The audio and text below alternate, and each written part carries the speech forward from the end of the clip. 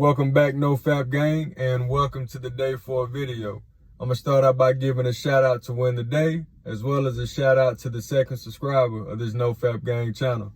Welcome to the NoFAP gang. If you like to remain anonymous, that's perfectly fine, no pressure. If you like to identify yourself by dropping your YouTube username in the comment box below, I'll be giving shout outs to you either at the beginning or the end of the videos. Either way, regardless of what you decide to do, welcome to the NoFAP gang. Glad to have you with us. Let me get into the Day 4 update, the Day 4 content. So I dealt with no temptation, no triggers yesterday. And that matches up with the timeline that I stated in the initial introduction video.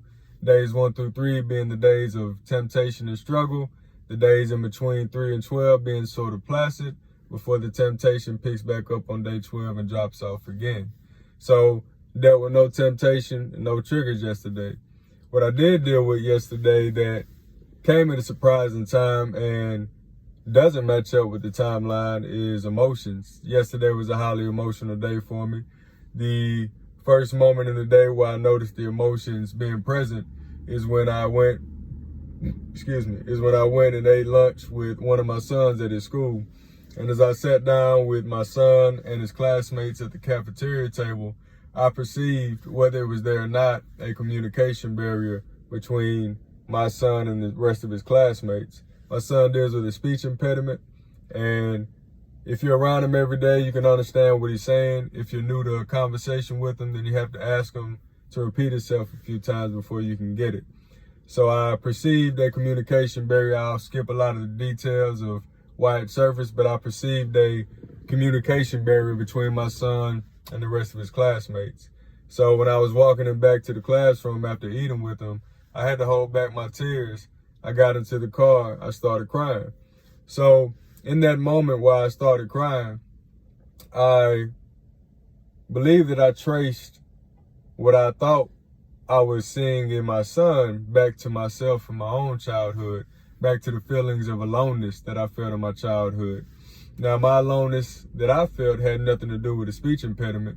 It was due to other circumstances that were occurring in my life at the time. And I believe that I unburied that or uncovered that by seeing it or choosing to see it maybe through my son and his interactions. We spoke with my son later on that day. He doesn't perceive that any of that is there, that people treat him differently. He says he talks cool, which is not surprising that he has that confidence because he is my son. So I was happy to hear that. But nonetheless, in that moment, before we had that conversation with him, I was still feeling these emotional feelings. And it went from that first time I noticed the emotion to a second occurrence where the emotion arose. And that was when I was listening to a female that I admire and who I feel like I have a strong spiritual connection with. She was expressing concerns about the belief path or the belief system that she had been walking down for the past few years, and expressed interest in exploring religion, mainly Christianity. And initially, I felt like she was being persuaded or convinced by outside influences, such as people in the religious system or groups and organizations. And as I stated in my previous videos, I have no problem with what people decide to do. I used to be religious before I walked away from it, and it's live and let live, to each his own. It was just surprising to me to hear her say that, because that is not usually the mind state she had. So when I initially heard it, I was disturbed and maybe a little frustrated because I felt like she was being persuaded. Now, after I listened to her speak again, and I read the tone in her voice, I think I sensed the sadness in her voice, the sadness in her eyes, and her vibe and her energy. I started to piece together, and the choice of words, not just her voice, but her choice of words, I started to piece together that maybe it was a moment in her life where she felt like the things she was looking for faith and strength, weren't really panning out for. And she saw other people, and most of the people in the world are engaged in mainstream religion. It's very easy to be influenced by it.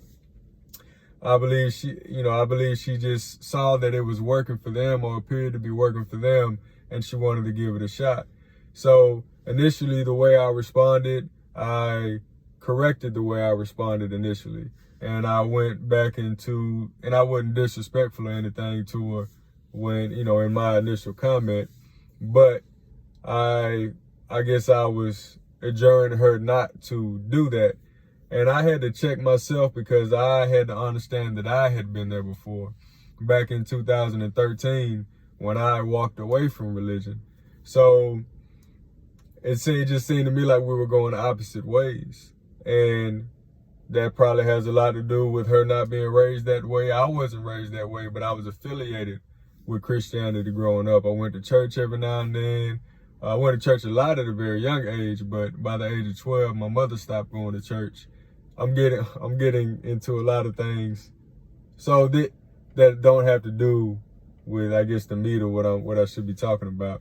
So either way it goes, in the end, I supported her, and I had to understand that maybe it was a necessity. Her curiosity was a necessity, being called forth by her spirit to pursue these interests that she was now interested in. So, but initially I felt this dark feeling, this emotion that surfaced. And even though I corrected myself and looked at it in a different way and through a different point of view and started to support her, towards the end of it, ultimately I was still left with these emotions. So with the first emotion surfacing with my son early in the day, and then being excited to hear this woman speak and her speaking about things I didn't expect her to speak about before I started supporting her, started to support her and provide my support, I was left with this sadness, this darkness. And with those tied together, it just felt like a lot. But the thing about it is, it didn't feel disturbing. It felt calm. It felt natural. It felt real. And that's what I look for. That's what I'm saying. It felt like what I would normally feel if my emotions were open. And I'll get into more of a discussion about this on day 15, or it'll be day 14, but I'm going to post on day 15. I'll get into more of a discussion about it. But for right now, yesterday I was dealing with emotions, day 4. Good did come from the emotions that I felt. I am a poet. I've been writing poetry since I was 15, and I did write 2 poems or create 2 poems yesterday in one day. And it's been almost a year since I created a complete, since the last time I created a complete poem. I create segments and then they fall off and I forget about them, but I created 2 poems and completed them yesterday. And it's funny because in that same day, I was invited to a poetry slam, to speak at the poetry slam, and I'll be going to that next weekend. So maybe things are lining up. Maybe it's that time, but I just thought it was, I don't want to say coincidental, but I just thought it was amazing that the day I created these 2 poems out of this emotion that I was experiencing, that I was invited to a poetry slam to speak at the poetry slam. And I will let y'all know how that goes after next weekend is over. I'll post that in one of the later videos, maybe around day 30 or something like that, or day 21. But to stick to the meat and potatoes of today, day 4. Yesterday was a highly emotional day. So, not gonna reiterate everything I just said. That was day 4, guys, and that's it for today. Remember that these are the beginning stages of these NoFAP videos, or this NoFAP journey. So a lot of them will seem brief and maybe uninformative, if that's a word. But as we progress and go on, the videos will become more informational. But for right now, just bear with me as I get through these first 7 days or so until we get to days, 14, 21, and so on. So that's all I got. And I hope y'all had a beautiful day. I hope y'all are enjoying life and making the best of it and finding purpose in your days.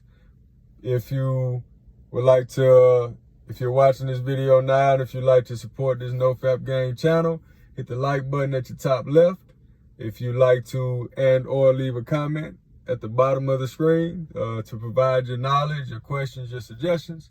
And if you like to be a witness every day to this NoFAP journey, maybe participate in this NoFAP journey, find motivation in it, hit the subscribe button toward the top right. That's all I got for today. Peace, love, and strength. NoFAP gang for life. I'm out.